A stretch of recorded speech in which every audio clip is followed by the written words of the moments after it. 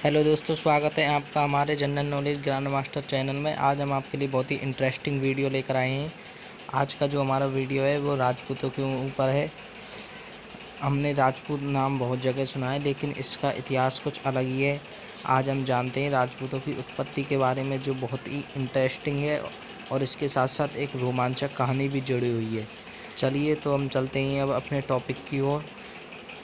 ये उस समय की बात है जब हर्षवर्धन की मृत्यु 647 ईस्वी में हो गई थी। उसके बाद जो भारत की राजनीतिक एकता जो गुप्तों के समय स्थापित हुई थी, पुनः समाप्त होने लगी। उत्तर भारत में अनेक छोटे छोटे राज्यों की स्थापना हुई। ये राज्य आपस में संघर्षरत थे। इन संघर्षों के परिणाम स्वरूप जो नए राजवंश उभरे वे राजपूत राजवंश कहलाए। माने जाते हैं राजपूत बहुत ही ताकतवर और शक्तिशाली शासक हुए। इन नवीन राजवंशों का महत्व इसी तथ्य से स्पष्ट होता है कि भारत का पूर्व मध्यकालीन इतिहास है वो इन राजपूत राजवंशों का इतिहास ही है। इसलिए इस काल को राजपूत काल कहा जाता है। ये बहुत ही बहादुर थे और योद्धा और वीर कुशल थे। प्रसिद्ध इतिहासकार स्मिथ ने लिखा है कि वे राजपूत हर्ष की मृत्यु के बाद से उत्तरी भारत पर मुसलमानों के आधिपत्य तक इतने प्रभावशाली हो गए थे कि 7वीं शताब्दी के मध्य से 12वीं शताब्दी की समाप्ति तक के समय को राजपूत युग कहा जाता है। राजपूत कौन थे, यह प्रश्न आज भी उलझा हुआ है। विद्वानों ने इस विषय में अनेक मत प्रतिपादित किए, किंतु कोई भी मत ऐसा नहीं है जो पूरी तरह सर्वमान्य है। डॉक्टर गौरीशंकर हीराचंद ओझा ने राजपूतों की उत्पत्ति के विषय में लिखा है कि राजपूत शब्द का प्रयोग नया नहीं है। प्राचीन काल के ग्रंथों में इसका व्यापक प्रयोग मिलता है। चाणक्य के अर्थशास्त्र, कालिदास के नाटकों व बाणभट्ट के हर्षचरित्र तथा कादंबरी में इस शब्द का प्रयोग किया गया है। चीनी त्रि हेनांग ने भी जो हर्षवर्धन के समय आया था, राजाओं को कहीं क्षत्रिय और कहीं राजपूत लिखा है।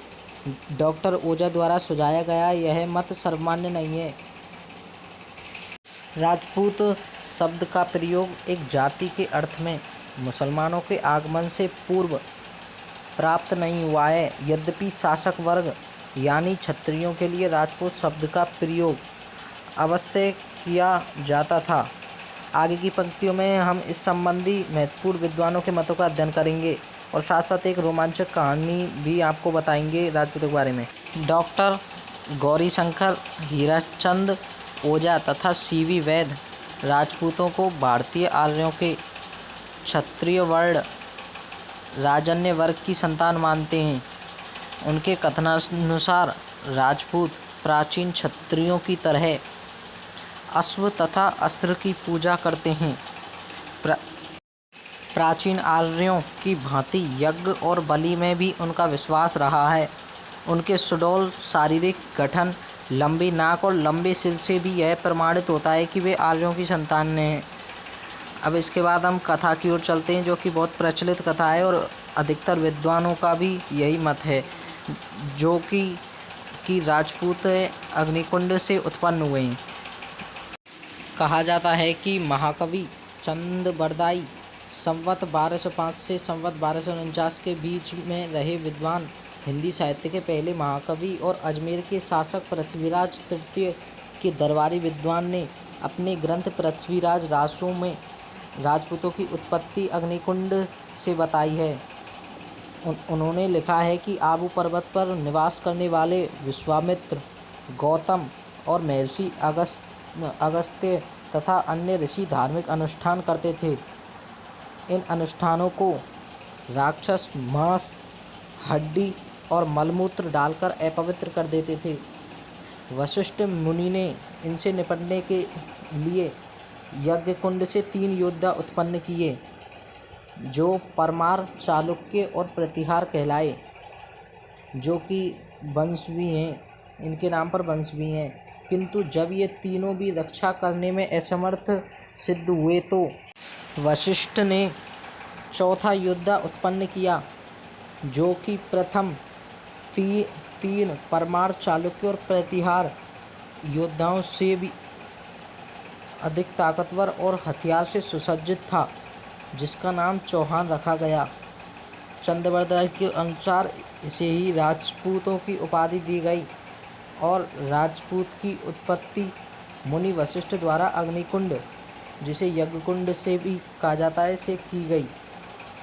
यद्यपि आज के वैज्ञानिक युग में इस कथा को स्वीकार नहीं किया जा सकता, किंतु इस कथा में अंतर्निहित संकेतों को विद्वानों ने समझने का प्रयास किया है।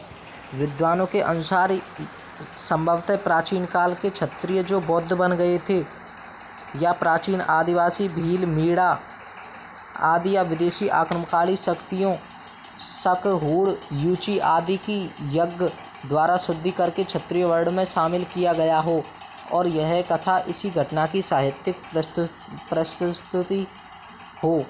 यह घटना बहुत ही प्रभावकारी सिद्ध हुई है। तो इस प्रकार यह राजपूतों की उत्पत्ति की घटनाएं जो कि महाकवि चंद्रवरदायी के द्वारा बताई गई है।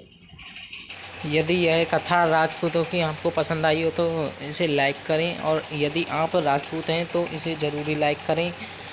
और यदि राजपूतों की उत्पत्ति में यदि कोई कमी रह गई हो तो हमें माफ़ कीजिए। और इसी के साथ हम अगली वीडियो में मिलते हैं। हमारी वीडियो को लाइक व सब्सक्राइब करें। Okay, be safe, be alert.